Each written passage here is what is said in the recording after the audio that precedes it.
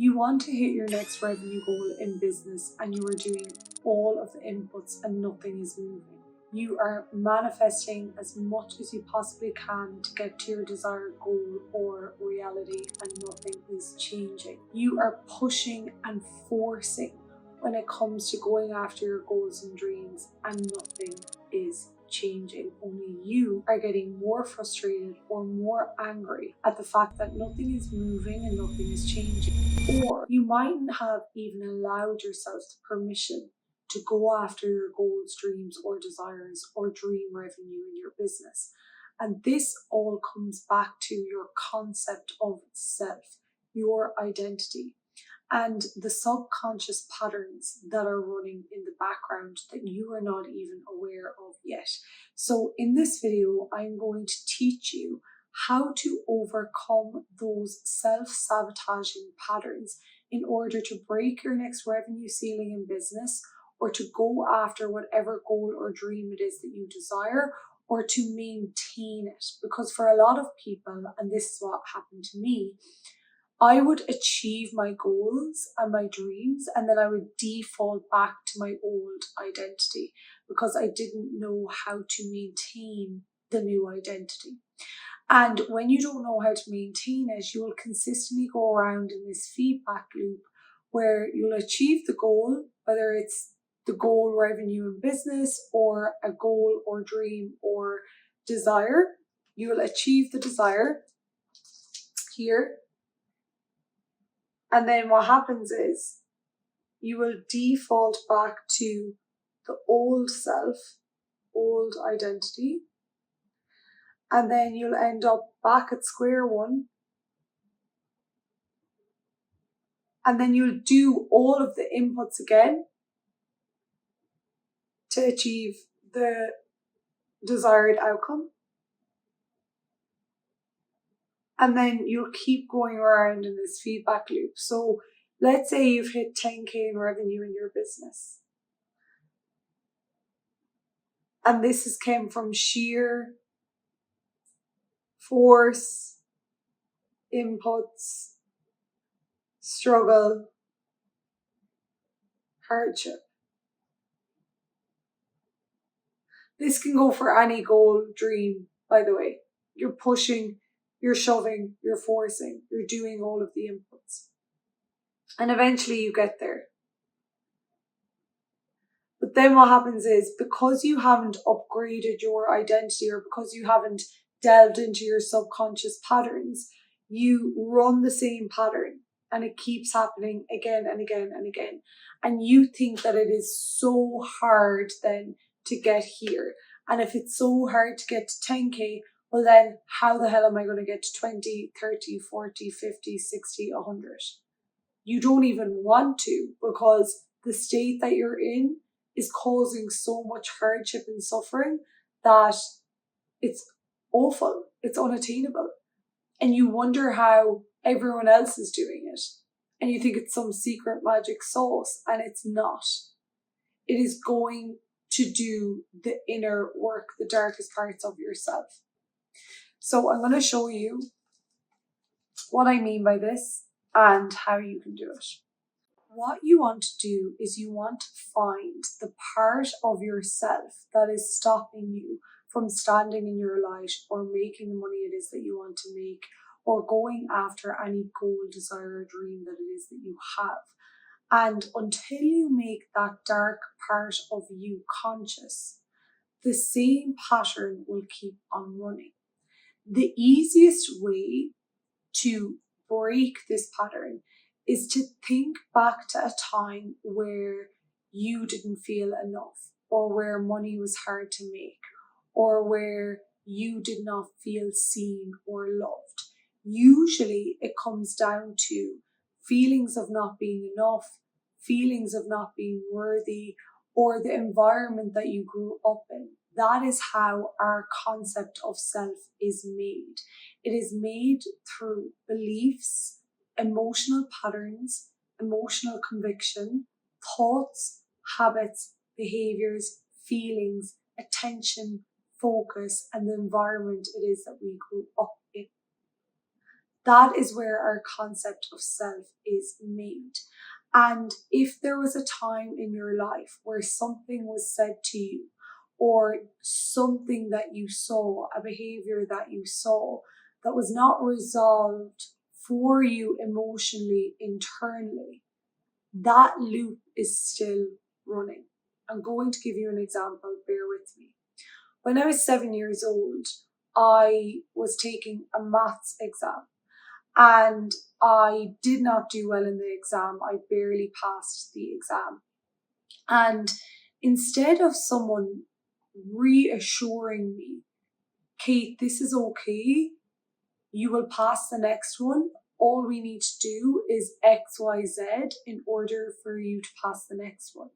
This does not mean that you are bad at maths. It just means that you didn't understand it in the way other kids did, and you are going to get it the next time. We are going to make sure that you get it the next time. You're more than capable.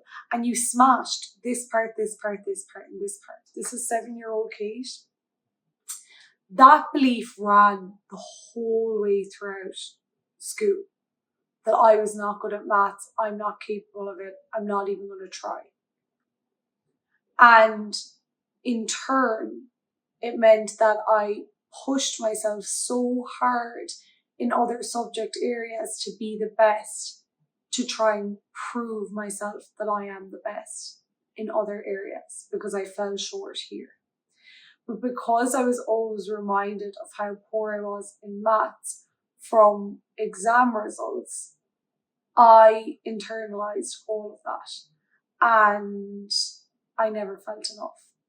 Until one time I went to a maths teacher who gave me extra support and who helped me get an A+ in honours maths, which is high level maths. I'm not saying that you need to go back to your childhood. Usually these beliefs are placed upon us from childhood, but this can be all throughout your life. So you need to find a time where maybe for you it's that you didn't feel good enough. This is what I do in my one-to-one mentoring. I help people find the root cause of the belief or subconscious pattern that's running, that's stopping them from achieving a revenue goal or a relationship, business, whatever it is. What you need to understand is usually the pattern that's running through business is the same one that's running through your relationships, friendships, career, health, whatever it is. And for me, it was, I am not enough. I'm not smart enough. I'm not good enough. And so then I would spend my whole life proving, pushing, forcing my way to the top of achieving exam results, of building businesses. And it all came from pain, proving, pressure, force. And then what I couldn't understand was I would get there and I would consistently default back. And the reason was because I was still operating from this little girl. And so until I looked at her shadows, so the shadow part of her, which was I am not good enough, until I looked at that and asked her, what is it that you actually need? How did you feel in those moments? How were you emotionally responding in those moments? What beliefs did you hold about yourself? Where was your attention and focus going in this time? And what is it that you actually need? And what that little girl needed was reassurance and courage and a hug. And just this reassurance that you're going to be okay and that you're safe and you actually can do it. You can do anything you set your mind to, Kate, because the only truths that exist in reality is what our subconscious mind accepts as true. And so once you go into the dark and you figure out, first of all, usually you'll get this from what triggers you. So if there's certain people online that trigger you, or people who are doing better in their businesses, or it looks perception, it looks that they're doing better, or you're perceiving them to do better than you, or if someone is growing at a rapid speed and you're not, and you're in it way longer than they are, and blah blah blah. As long as you keep comparing, or you keep emotionally reacting to other people and people outside of you and how they're doing in business, in life, in relationships, and whatever it is, you are constantly outsourcing your power. You need to claim that back and look within. All the answers that you need lie within you, and they lie in the darkest parts of yourself and your shadows. So you need to look at all the things. What are the things that are triggering me? What are my triggers? And how can I learn from them? Because our triggers are our biggest teachers. Because when we get triggered, like let's say if someone's like to me, oh, I don't know, something that might trigger me could be like,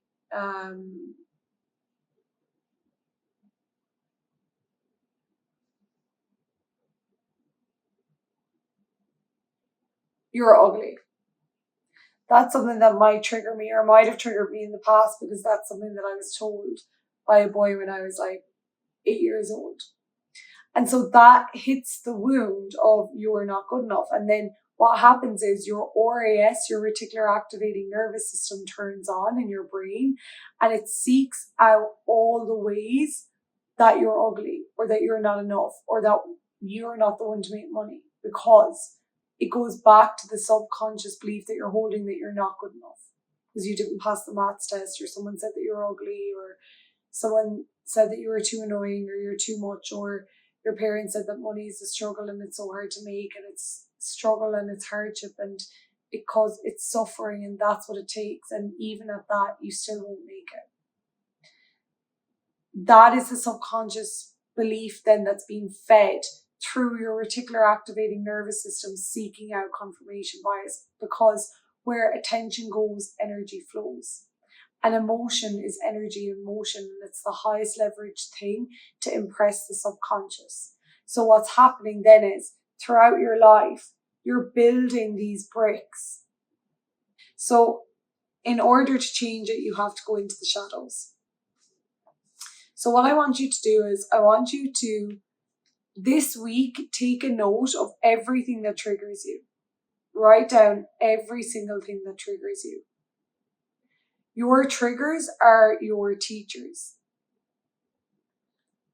And then you need to see, okay, what triggered me this week? And let's say you were triggered by someone who made a lot of money online. Someone hit their first 20k month and you're busting your ass working, and you're like, what the hell? How are they doing that? I want to be able to do that. You're jealous, you're envious, you're frustrated, you feel deflated, whatever. Maybe you're jealous. Jealous is a really good sign, because it means it's just a desire in you of untapped potential. And then you need to explore that. So you need to be like, what part of me envies this? And why do I feel this way? And then basically what you want to do is, you want to go back to the first time that you felt jealous, and then go into that shadow, reassure that younger version of you, or give them what it is that they need, and hold them and hug them. And what happens with this is, you never let go of your shadows. They're always with you. But if you can make them your best friend, and you can befriend them, and you can give them what it is that they need, and you can hold them and make them feel safe, and teach them that, we're going to do this thing. We're going to go after this big goal and dream. And then this is you, and this is your shadow self. Every time you go to do something scary, you go to do something new, you go to do something out of the ordinary, your old self, your shadow self, is going to scream at you. And it's going to, maybe I should have this screaming. It's going to be like, don't do that, you can't do that, you're going to die, this is what's going to happen, this is what's going to happen, this is what's going to happen, because that's all it knows. It's like, don't do it, don't do it, don't do it. You going after goals and dreams, right? Or doing something new. Dreams, goals, deciding a new identity for yourself, a new revenue for yourself. It's going to literally scream at you not to do that because it's trying to keep you safe. It's trying to protect you. It's trying to say the last time you stood on stage or the last time you went to go for it, you weren't enough. Someone said that you were ugly, or someone said you can't do this, or someone said that you were not good enough. And that's what it's trying to keep you safe from. But what you need to do is give this shadow self a hug and reassure it and say, we've got this, we're capable now, this is who we are. It doesn't mean you feel less fear going after the thing. Of course, you're going to feel fear. That's very normal when you're jumping into something uncertain, or when you're deciding a new identity for yourself. But it's about bringing the shadow self with you, hugging it, reassuring it, and telling it that it's going to be okay.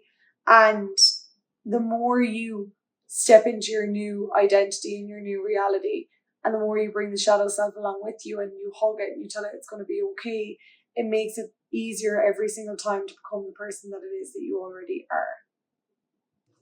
So look at all of your triggers. Your triggers are your biggest teachers. They will help you to explore the shadow parts of yourself. Go into the shadow parts of yourself. Ask that version of you, what is it that they need? And then realize, guys, that your shadows are never going to leave.